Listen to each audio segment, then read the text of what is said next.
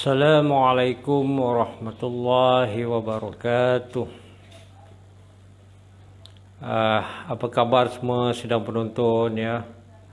Diharapkan semuanya sihat fizikal dan mental. Ya. Lebih-lebih lagi dalam kekalutan suasana politik yang berlaku sekarang di negara kita atas masalah yang memang dah ada, iaitu masalah pandemik. Ya, saya betul-betul mengharapkan agar semua sidang penonton ya sentiasa berada dalam keadaan sihat walafiat fizikal dan mental. Alhamdulillah sekali lagi pada malam ini sidang penonton bersama dengan saya Zulhazmi bin Ilyas ataupun jurutera pusaka ya dalam kisah 9 suku malam. Satu channel yang disediakan oleh pihak My Pusaka dalam berkongsi kisah suka dan duka urus pusaka dan perancangan pewarisan. Ya, Alhamdulillah masih lagi diberi peluang ya dalam keadaan yang serba kekalutan ni ya. Sama-sama kita berkongsi. Saya menyeru semua sidang penonton yang bersama saya pada malam ni ya, like, share ya dan follow FB Live mypusaka.info ya, sebab ini memang pengalaman sebenar yang kami tangani ya sebagai seorang perunding My Pusaka ya. Tak boleh didapati daripada buku-buku cerita ataupun ensiklopedia.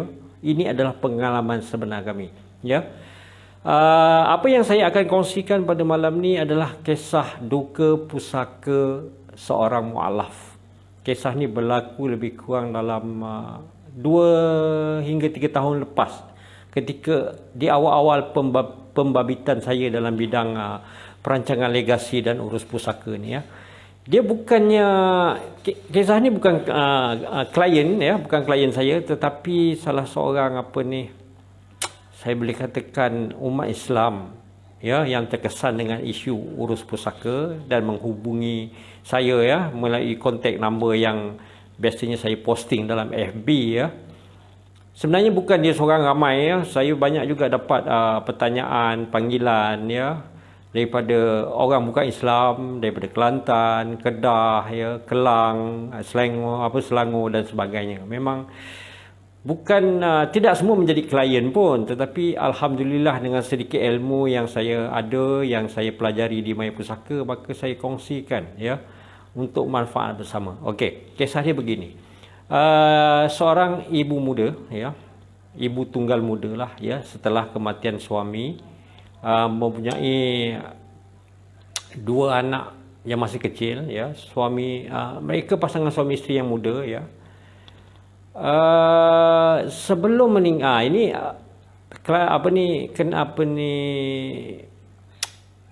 Balu ni mengadu kepada saya ya. Sebelum suaminya meninggal ya, pernah suaminya berpesan kepada beliau ya. Ini berdasarkan cerita yang dikongsi ya. Dia kata suaminya tidak mempunyai harta lain. Maklumlah baru pasangan yang baru berkahwin ya, baru saja berkahwin, anak pun baru 2 orang kecil-kecil ya. Dia kata tak ada harta lain yang dia tinggalkan kecuali pampasan daripada takaful. Ya. Dan suaminya pun, arwah suaminya lah pada masa tu ya, pun berpesan kepada beliau bahawa hanya inilah saja yang ada dan ambillah kesemuanya untuk isteri dan anak-anak nanti ya. Tetapi yang agak pelik ya dengan situasi ini, suaminya ni, arwah suaminya membuat takaful ya, membuat hibah takaful ni semasa beliau masih lagi bujang, belum berkahwin. Jadi arwah suaminya pun dah berpesan kepada ejen takaful tu. Dia kata buat masa ni penama tu ataupun penerima tu biarkan kosong lagi. Yalah, maklumlah masa tu masih bujang kan. Dan ejen takaful tu pun setuju ya, faham. Namun apabila berlaku kematian ya, adik-beradik arwah suaminya datang menuntut pampasan takaful tersebut. Ya. Jadi Balu yang bertanya, yang menghubungi saya ni, memberitahulah kepada adik-beradik iparnya kan, dia kata arwah telah berpesan dahulu, ya, bahawa kesemua duit pampasan takaful ni memang dia memberikan kepadanya dan untuk anak-anak yang diorang, cukup anak lelaki dan perempuan, ya. Tetapi adik-beradik arwah pun pandai, ya, dia kata ada ke tertulis? Manusia semakin cerdik sekarang, ya. Dah semakin cakna undang-undang dan sebagainya, ya. Memang betul dalam borang ataupun ialah mungkin borang, saya tak pasti apa istilah dia, borang, ya. Borang tu memang tidak ditulis penama pun. Dan tetapi Balu ni tetap, ya, Balu yang mualaf ni, ya, dia seorang mualaf. Dia menghubungi saya, dia kata saya ada masalah ni kan, saya ni seorang mualaf, saya tak tahu kan, adik-beradik arwah suaminya semua pendidikan agama yang cukup, jadi saya serba salah, dia kata, sama ada saya ni berada di pihak yang betul ataupun bagaimana, sebab arwah suami telah berpesan ke semua wang pampasan takaful ni milik saya dan anak-anak. Itu pertanyaan dia kepada saya, ya.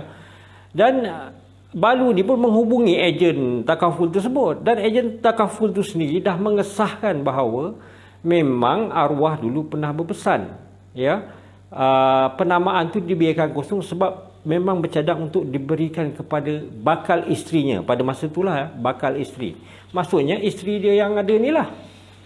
Tetapi adik-beradik arwah, ya, tetap tidak bersetuju, ya. Jadi saya pun menasihatilah Balu ni supaya duduk berbincang dengan adik-beradik, ya, dapatkan muafakat, ya, memandangkan kalau berdasarkan dokumen memang adik-beradik arwah berhak, ya, menuntut sebahagian daripada wang pampasan takaful. Tak banyak pun, 250,000 saja, ya. Tetapi dia punya perbalahan tu memang agak teruk, ya. Dan apa yang lebih menyedihkan saya kan, Balu tu pun berkata dia mualaf, ya, dulu dia daripada bangsa Bumi Putra di Sabah sana, ini klien Balu di Sabah, ya. Dan dia kata dia memang tak tahu pasal hukum-hukum faraid ni, ya. Jadi saya pada masa tu, ya, berasa macam terpukul, ya, terpukul dengan aduan yang saya terima ni, disebabkan kita ni orang Islam, ya, kita ni memang dilahirkan sebagai seorang Islam, sepatutnya kita tahu pasal hukum faraid.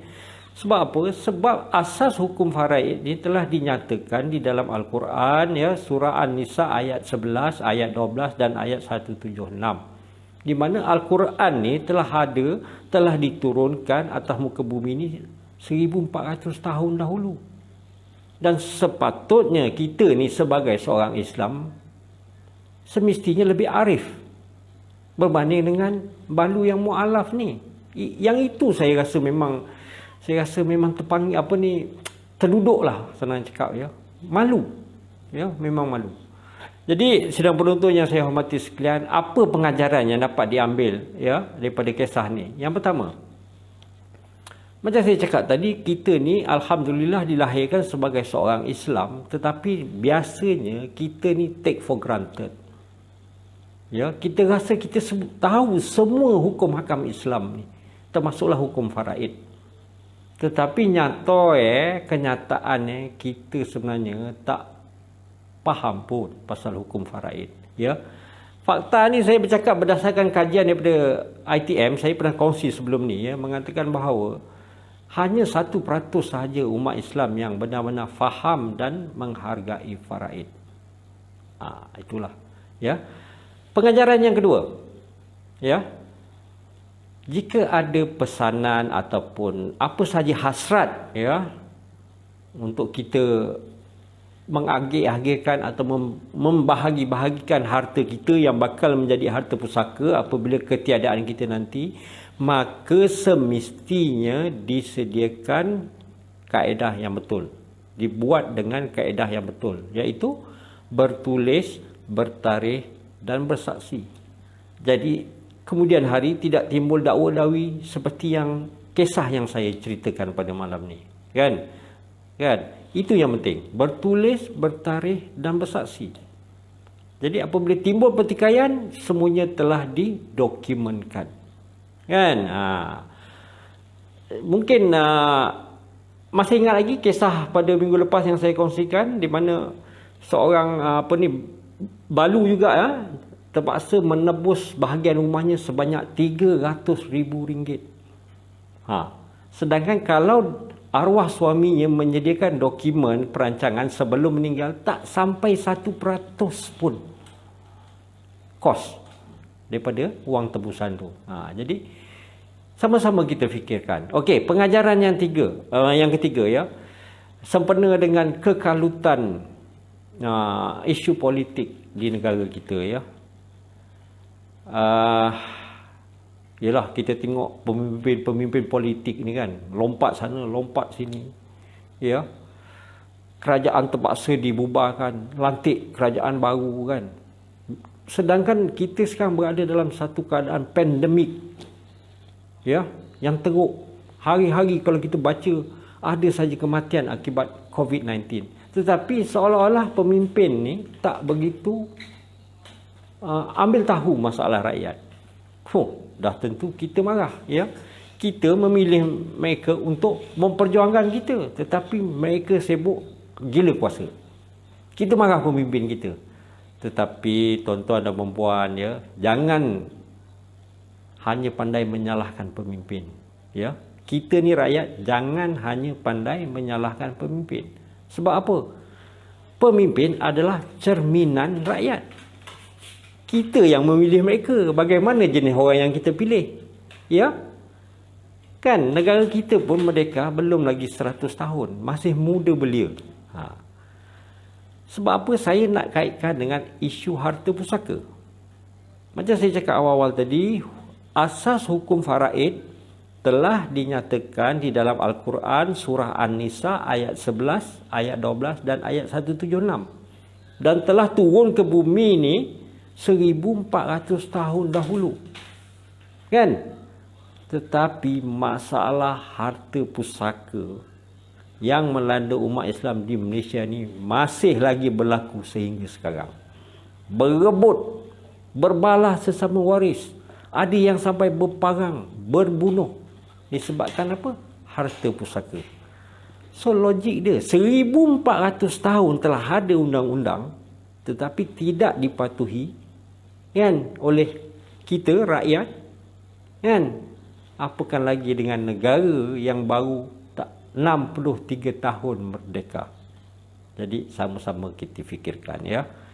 Jadi kepada sesiapa yang masih lagi ada isu urus pusaka arwah yang belum diselesaikan, sama-sama kita fikirkan. Ya, kita risau dalam keadaan tidak sedar kita memakan hak orang lain ataupun apa dia? Memakan harta batil. Ya, jadi kesannya apa? Itu yang berlaku kepada kita sekarang dengan pemimpin-pemimpin yang okey. Jadi itu sahaja yang dapat saya kongsikan pada malam ni. Kisah 9 suku malam akan bersiaran lagi esok hari ya, bersama perunding yang lain dan kisah yang lain, dan insya-Allah sidang penuntut akan bersama dengan saudara Zulfadli ya, daripada tim jurutera pusaka pada hari Selasa minggu hadapan dengan tajuknya Pusaka Mahu, Rancang Harta Tak Mahu. Macam mana tu? Ya, sama-sama kita saksikan pada siri yang akan datang. Jadi tolong jangan lupa ya, like, share dan follow FB Live Kisah 9 Suku Malam mypusaka.info. Jadi sekian saja, sehingga bertemu lagi di lain siaran ya. Saya sudahi dengan wabillahi taufik wal hidayah. Wassalamualaikum warahmatullahi wabarakatuh. Terima kasih. Kita jaga kita insya-Allah.